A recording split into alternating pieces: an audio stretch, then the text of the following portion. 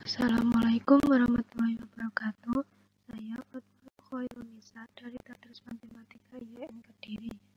Di sini saya akan menjelaskan tentang pembahasan contoh soal integral lipat 2 atas persegi panjang.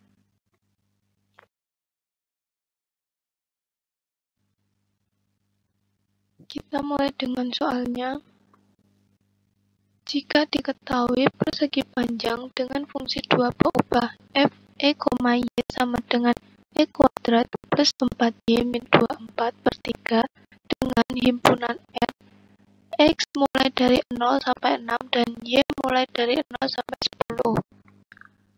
Di sini kita akan menyelesaikan dengan dua cara, yaitu pertama dengan menghitung definisi atau penjumlahan Riemann yang diperoleh dengan membagi R atau himpunan atas 10 bujur sangkar yang sama dan menggunakan tiap-tiap pusat bujur sangkar sebagai titik. Dan yang kedua adalah dengan menghitung dengan perhitungan nilai eksak. Dari persamaan tersebut akan membentuk kurva seperti ini.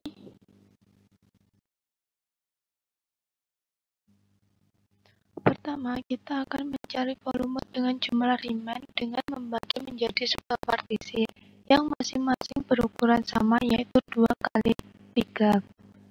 Lalu pilih titik-titik tengah setiap partisi sebagai titik-titik sampelnya. Pada persegi panjang pertama, titik tengahnya adalah 1,5,1. Pada partisi kedua atau persegi panjang kedua terdapat pada 1,5,3. Kemudian pada persegi panjang ketiga titik tengahnya 1,5,5 dan persegi panjang keempat 1,5,7, persegi panjang kelima 1,5,9,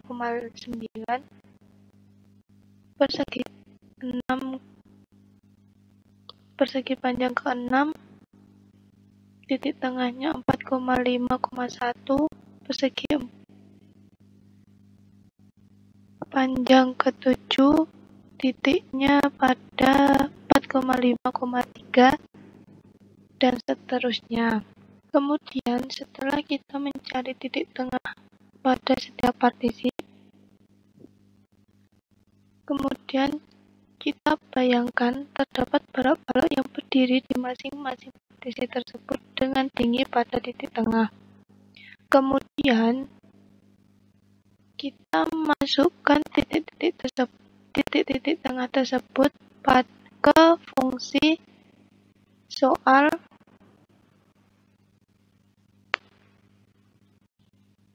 Maka pada balok pertama pada titik 1,5,1 maka nilai fungsinya menjadi min 17,75 per 3 dan seterusnya hingga semua balok terhitung semua.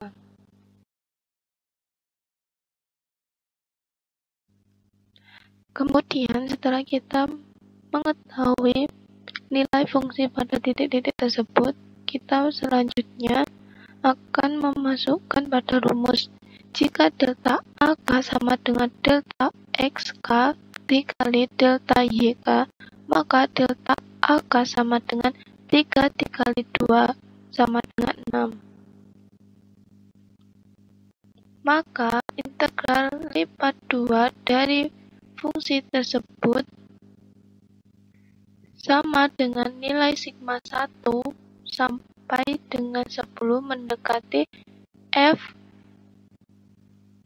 xk, yk dikali dengan delta ak sama dengan 6 sebagai delta ak dikali pembilang dari nilai sigma f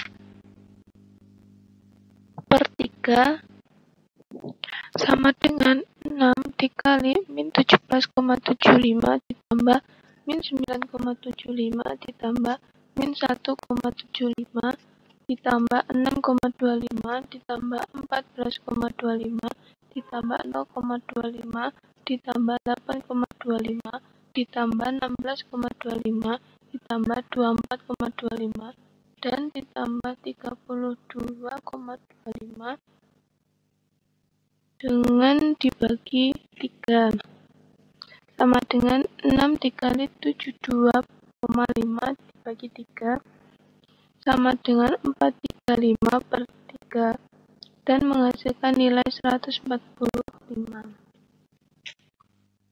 Maka nilai dari fungsi x kuadrat plus 4y min 24 per 3 dengan menggunakan penjumlahan Riemann sama dengan 145.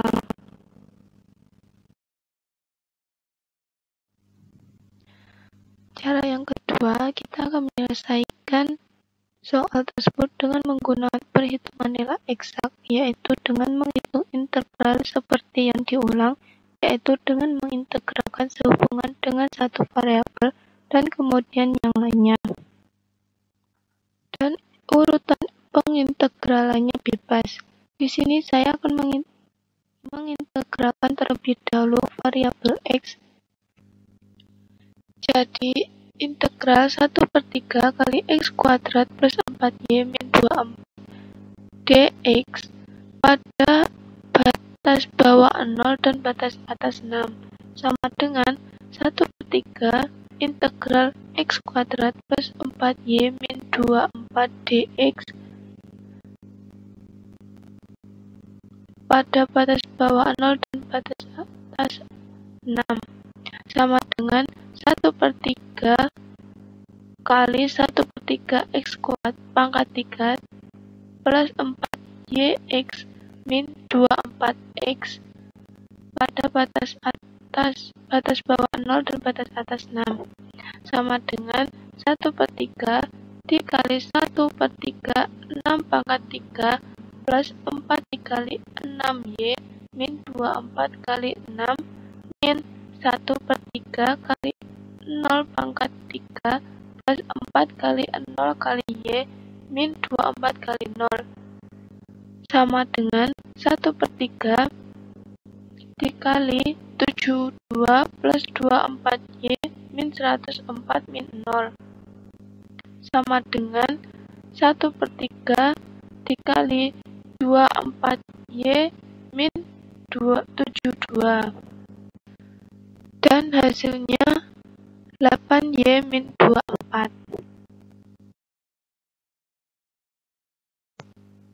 Kemudian dari hasil integral variabel x akan diintegralkan lagi namun dengan integral variabel y, yaitu integral dari 8y min 24 dy pada batas bawah 0 dan batas atas 10 sama dengan 4y kuadrat min 24y pada batas bawah 0 dan batas atas 10 sama dengan 4 kali 10 kuadrat min 24 kali 10 min 4 kali 0 kuadrat min 24 kali 0 sama dengan 400 min 240 min 0 sama dengan 160.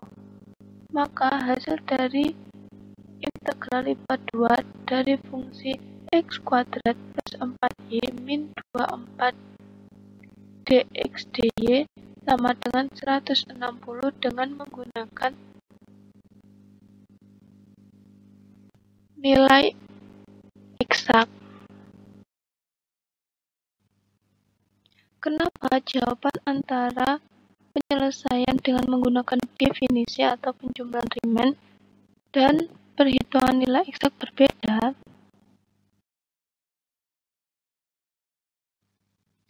Karena pada saat menghitung dengan definisi atau dengan penjumlahan Riemann, yang dihitung adalah balok, sedangkan bentuk yang sebenarnya bukan balok yang utuh, melainkan balok yang sebagian atasnya membentuk kurva, sehingga bagian atas balok tersebut terdapat kemiringan. Sesuai definisi Riemann, formula yang dipakai adalah luas alas dikali tinggi, di mana tinggi yang dipakai adalah titik tengah, sehingga jelas di situ terdapat selisih volume yang seharusnya dari gambar atau kurva sebenarnya dengan balok yang utuh. Dan selisih tersebut yang menyebabkan perbedaan nilai antara perhitungan nilai eksak dan Riemann.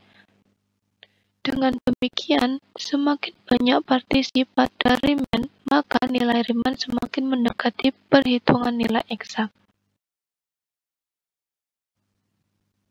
Sekian penjelasan dari saya, kurang lebihnya mohon maaf, dan saya ucapkan terima kasih. Wassalamualaikum warahmatullahi wabarakatuh.